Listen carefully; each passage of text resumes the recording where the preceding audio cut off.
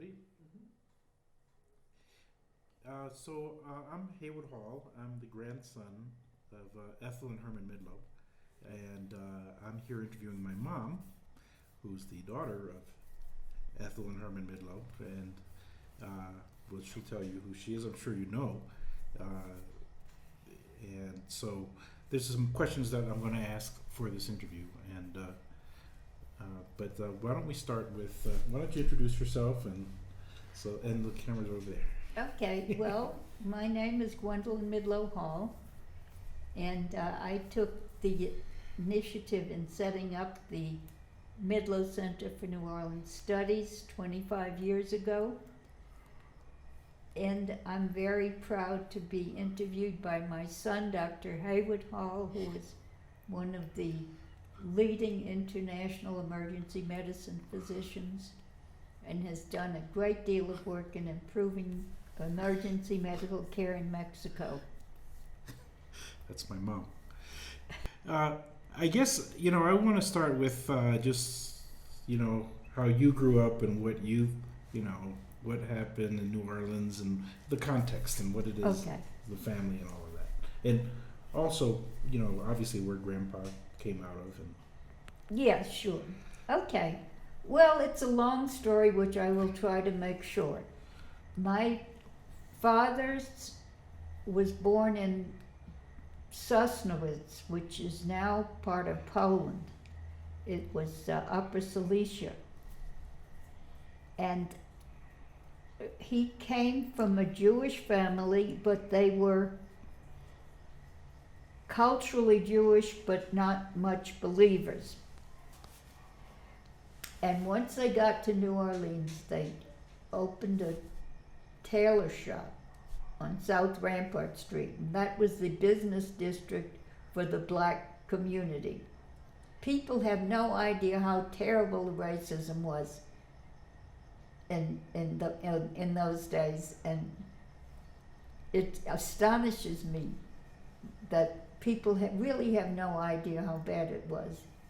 And this included not just how black people were treated and brutalized and murdered and tortured and just endless, but white people had to conform to racism, or they would either be driven out, or they couldn't get a job, or they couldn't get housing, or there was tremendous pressure on white people to conform to this racism.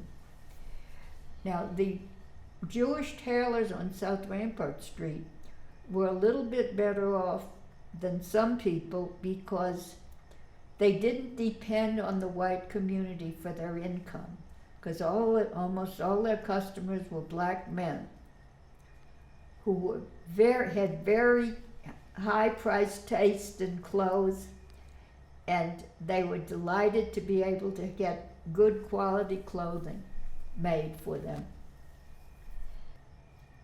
Okay, so when my father started practicing law, it was about 1930, which was the depths of the Depression. And he could rarely find any clients who could pay him. But that didn't bother him at all.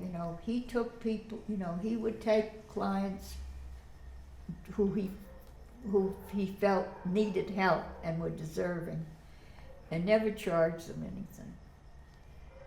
And my mother would get furious because she didn't want him to work for nothing, But what my father did was that he took on a lot of cases that no other lawyer in the state would take, because it was too dangerous for them to take these cases. So in the whole state of Louisiana then, I guess all the way through the mid-40s, there were 3 African-American lawyers in the whole state of Louisiana. And they were hesitant to take any touchy cases either, like police brutality, for example. I think my father was the only one who would take a police brutality case. He also took labor organizing cases, and that's what he did mainly, was early stage labor organizing. So I was raised pretty much by my father, who told me all about these cases and instilled in me the idea that I should oppose repression, oppose racism, and stick my neck out, take a chance. Okay? Did you have an interest in history at that point? Or what was Yes, it? I took 2 majors in history, Okay. European and something American, both. Yeah. Mhm. The problem was that American history at that time was absolutely ridiculous. For one thing, I was interested in slavery, and the great authority on slavery was U.B. Phillips, whose basic ideology was that Africans were so lucky to be brought to the Americas so they could learn something. And that's what they taught, you know. And they also taught something called the consensus theory of history. I bet you never heard of that. No. That theory was that we had never had any conflict in American history. No conflict whatsoever. Everybody's always gotten along fine. Until? No, there was no period. until. End of story. There was no until, okay? In other words, shut up. Yeah. So, I mean, I just couldn't go along at all with any of that. One of the kind of topics that's of interest is how this is connected to your work ultimately. And you know, I mean, you've made great strides and pioneered in the area of slavery and digital humanities and all of those things. And in many ways, you're obviously one of the inspirations for the Midlo Center itself. So, if you could talk a little bit about. Okay, the work. All right. Now, again, I have to get back to my father, because he introduced me to documents in courthouses when I was about 15. He hired me to work in his office, and he had me doing title searches. In other words, you go into the courthouse and you see who bought what from whom, and if it was paid for, and if to make sure there was no mortgages outstanding and that kind of thing. And so he took me to some courthouses, and I was looking around and I saw all these documents written in French. And so I was thinking, gee, that's interesting. Why are all these documents written in French, and what do they mean? So I didn't know, but then after I learned French, then I was able to read those documents. And when my father was dying, and I came down to visit him, and then I would go to the courthouses and look at the documents, which by then I could read in French and Spanish. And they looked quite fascinating to me. And I seemed to have a lot of things there that nobody knew about. So finally I decided that I would study slavery in colonial Louisiana. Now, the place that I went, which really aroused my curiosity, was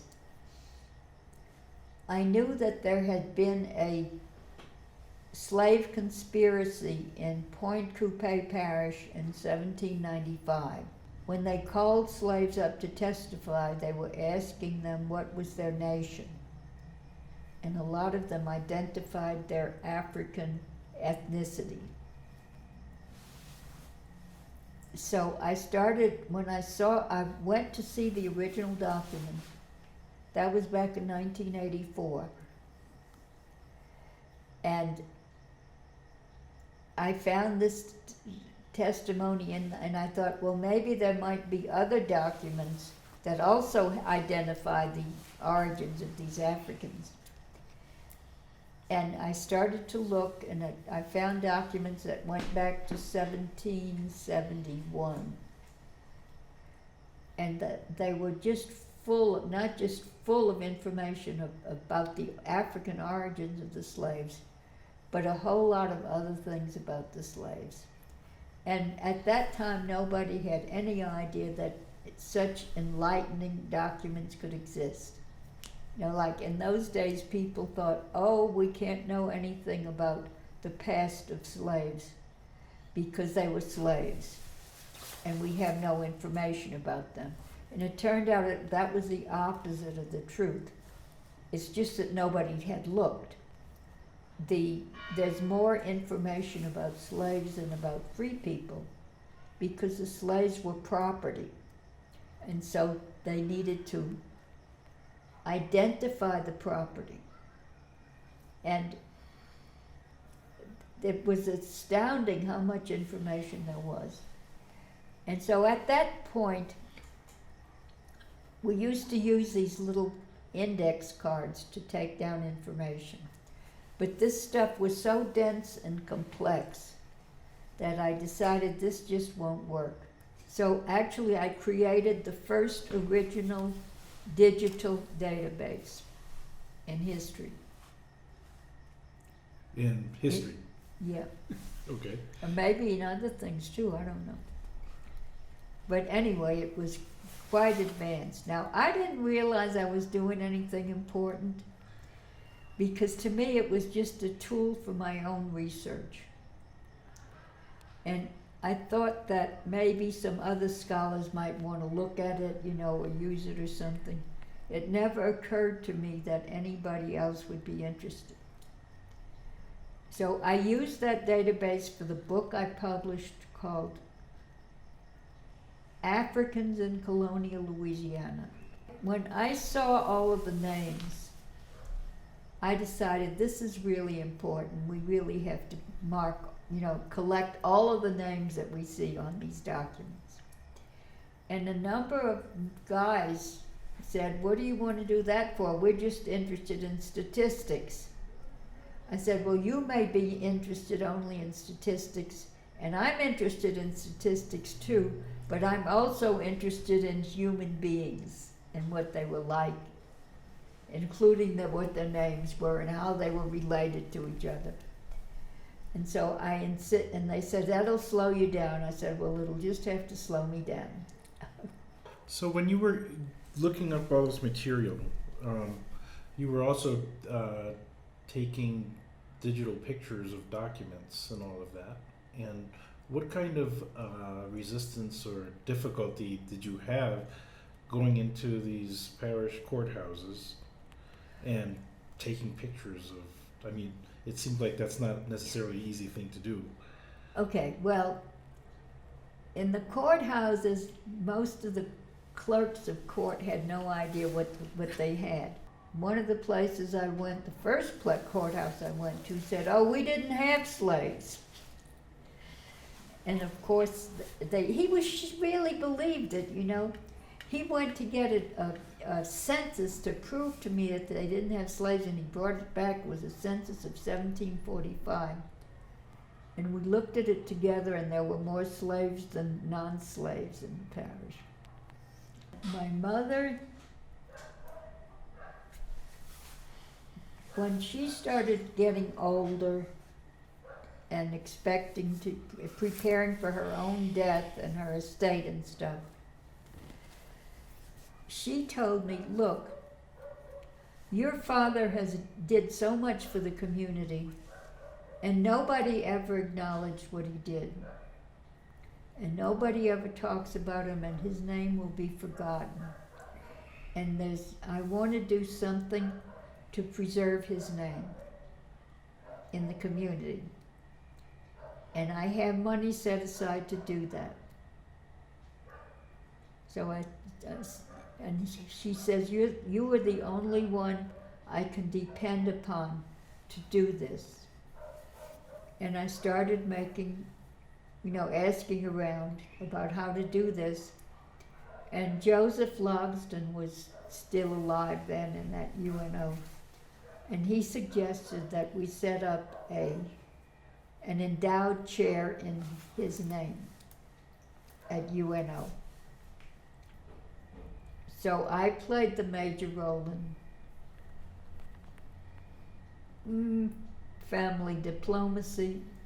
My nephew, Larry Lehman, was very much in favor of our doing this too. And so he also played a major role.